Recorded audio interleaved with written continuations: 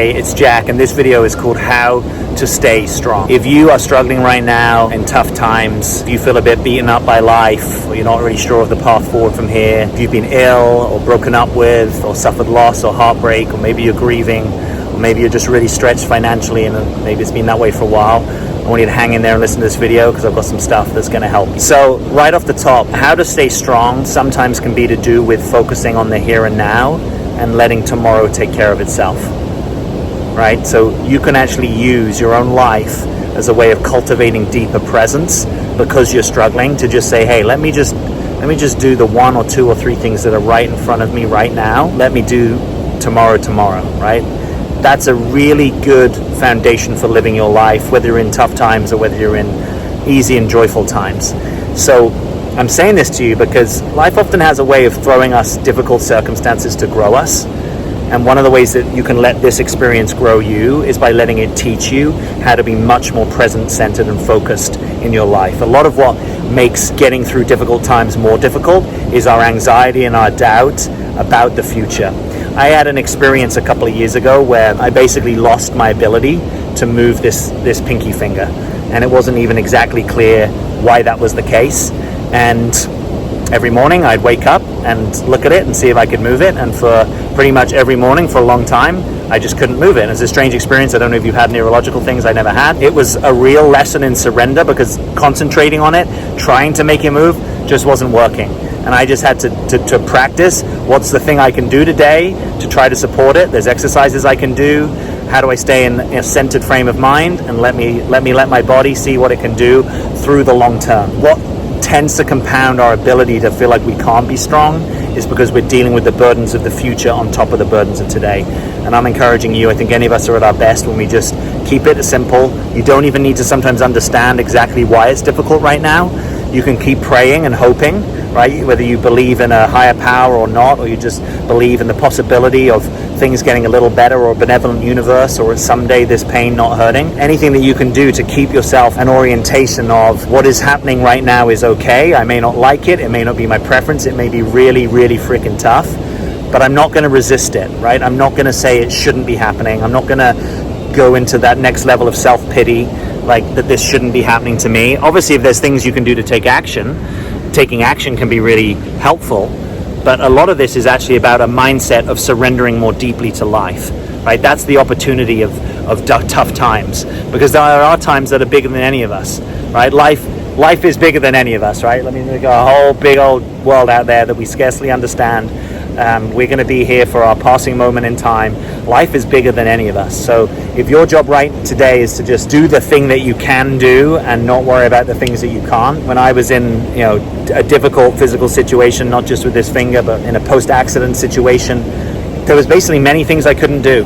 And, if I'd have a normal to-do list, I might not even get to any of it, or maybe that's all the things I'd love to do. But the one thing I can do today is I can take the trash out. So I'll do that. And I can make this one call. And I didn't even get through, but I'll try to call them again. It's almost undoing some of the Western mindset programming of a sort of assumption of productivity, and that there should be sort of all these things that we can do and that fill our lives. And sometimes you've got to really simplify it and just allow yourself to be able to do the things that you can do. And if there's things that need to happen that you can't happen, then it can also be a lesson in requesting support. And maybe you don't have that support in your life right now, and this is actually about creating an openness in your life to receiving more through time and having more people who are in your life that want to give to you, right? So there's normally some deep lessons in here about trust, patience, cultivating self, receiving, getting support, making requests. Sometimes the simplest things in life that are actually the hardest. I know for me, certain requests are still really hard to make, and it's not even that I don't want to make them, is that I don't even have the awareness sometimes to know that might be the thing that's being asked of me. Some other things that can help you stay strong is that you don't actually need to be feeling strong to be strong, right? No one can be strong all the time. So sometimes being strong is also being willing to be vulnerable and be willing to, quote, being frail, right? That we all have frailties because we all live in a body that at some point won't be here. We all have better and worse health. We all age. We all have, delusions and myopias and distortions, rationalizations, defenses, wounds. We all have limitations to how much we see ourselves and other people. So being strong in the sense of being resilient is sometimes actually being willing to risk to be where you are. And if where you are is life is putting you on your back, I've certainly had times where life has put me on my back, not just metaphorically, in a very literal way. I still routinely have times that, I'm prone to getting cluster headaches and migraines, and sometimes life just puts me on the couch, and if it's really bad, it just puts me to bed. And that can be humbling and frustrating and isolating and challenging. But it's certainly a little easier when I go with it rather than I resist it. And when I realize, I'm both a strong dude, and I can do physical things that I'm proud to do, and I can do endurance things. I can cycle long distances, I can hike long distances, I can play sports, I can do lots of things. And sometimes I really can't, and I'm both those people. So being strong is also an invitation to have disidentified enough with a singular self-concept that it's okay to be both strong and not strong, right? That being strong and real is today I haven't got a lot. Today, I got to rest. Today I can't even do this thing. I got to get someone else to help me do this thing that I sort of think and want to be able to do myself. Sometimes being strong is not making heartfelt feelings wrong. That it's okay to feel disempowered or disillusioned or helpless. We're not trying to create a life story out of that, right? We don't want to live our life from a place of helplessness, but we all have feelings of helplessness. Even the most seemingly powerful people have probably more feelings of helplessness that they're probably compensating for in ways that they don't let you know, and maybe they don't even know themselves, right? We're all vulnerable to life, to loss, to the elements, to bigger animals, to parasites, viruses, things we can't even see, right? We're inherently vulnerable, even while life might call us to our resilience in being with any particular set of circumstances. There is a personal development school that everything is figurable, outerable, right? Everything, we can find a solution. And I've been an entrepreneur, and I appreciate that mindset, and that mindset can be very resourceful in difficult times of always trying to find a better way, a solution, a workaround. But sometimes life is actually calling you to a deeper authenticity, to say that life isn't always figurable, outerable, right? Sometimes people get ill in ways that we can't figure out. Sometimes there is mystery and chronic illness.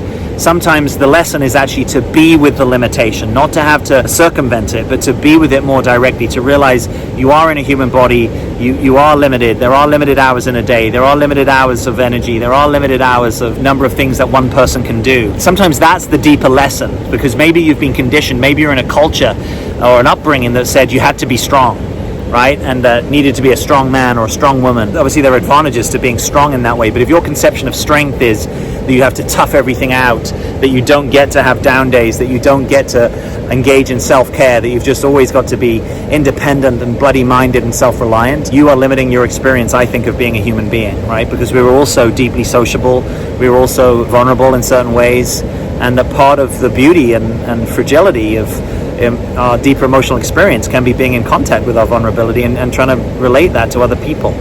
So don't be too hard on yourself, right? Don't live within a limited frame that says I can only be strong, I have to be strong. Life might be saying, yeah, right now you have to endure. You've got to dig deep. You've got to be with some stuff. You've got to be in pain.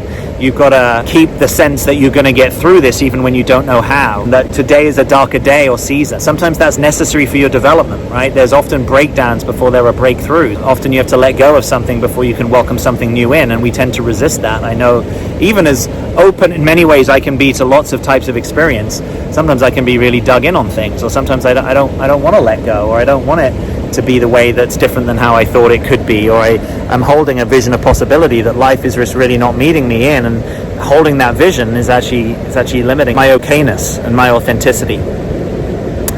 I want to double back on one thing I said, which is about making requests, right? Most of us are stronger when we are together.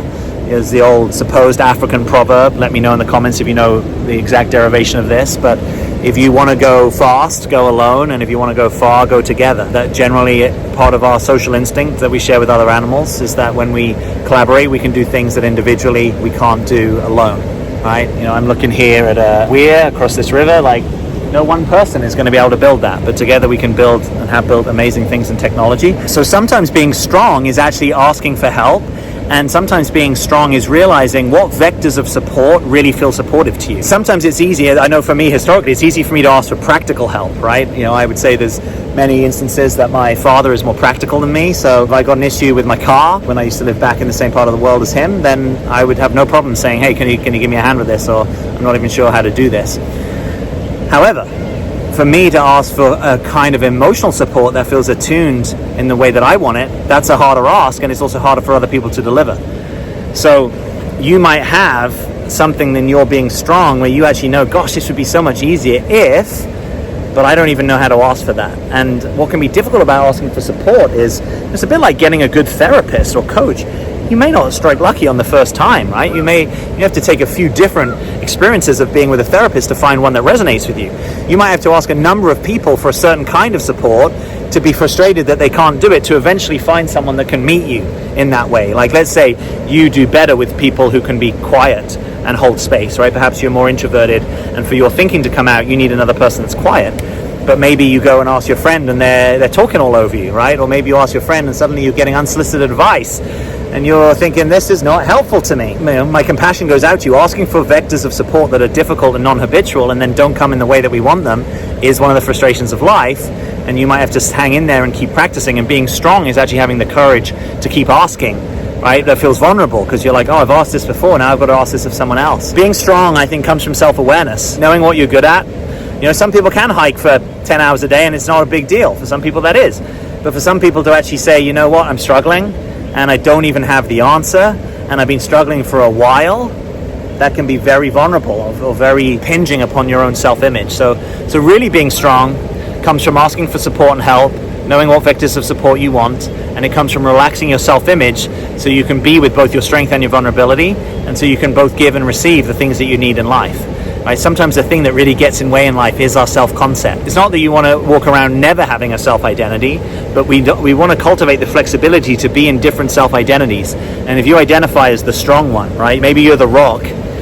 Normally inside a rock is a vulnerable little person, a vulnerable inner child who didn't get to ask for help, or that help wasn't available. As you know, some of my friends sometimes say to me, they were mugged by reality. They had a hard thing early in life where they got to see, you know, life can be cruel and mean and difficult, and so they learned to be strong. Here we are outside DC. Some of the people who are most tough and most brawlers in the political domain, that's also because inside they had some difficult traumatic experience when they were trying to be gentle or soft or get help, and it wasn't forthcoming, and someone took advantage of them, or life took advantage of them. It was just really difficult circumstances. Someone died or something cataclysmically bad happened, and sometimes we make a decision that, well, I'm not going to be vulnerable like that again, right? I'm only going to be strong. Well, that limits your ability to be truly strong, because sometimes being truly strong is actually just having to be where you are, right? If you're saying I've got to be strong, but inside actually what's happening is you're sick or you feel afraid, you don't grow by being disconnected from your experience. You know, in my experience,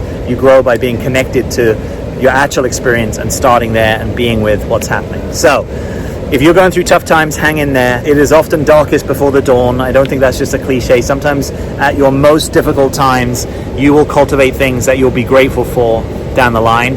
And sometimes, and I've had this, and I've even said it, I've even had calls with my parents where I think it's been difficult for them to hear me say this. Right now, this is so difficult that I don't even know if there's anything redeeming coming from this. Like, I feel so disconnected from why I'm experiencing this, or what my purpose is, or almost what's the point of continuing to suffer in this particular way, that it's hard for other people to hear, and it's humbling, you know. And sometimes life might take you to places like that, where I'm here to say you don't actually have to know what the next purpose of your life is.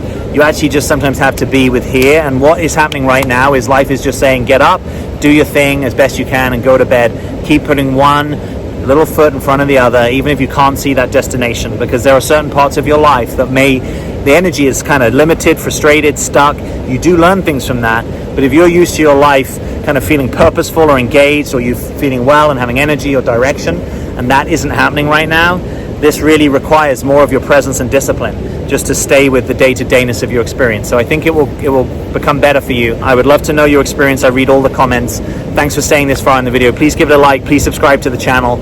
If you want more videos on personal growth, development, wisdom, psychology, authenticity, and what we're doing together collectively, we tackle all that stuff and more on this channel. So I'd love to have you with us. Please subscribe. And as always, I'm Jack. Thanks for being here.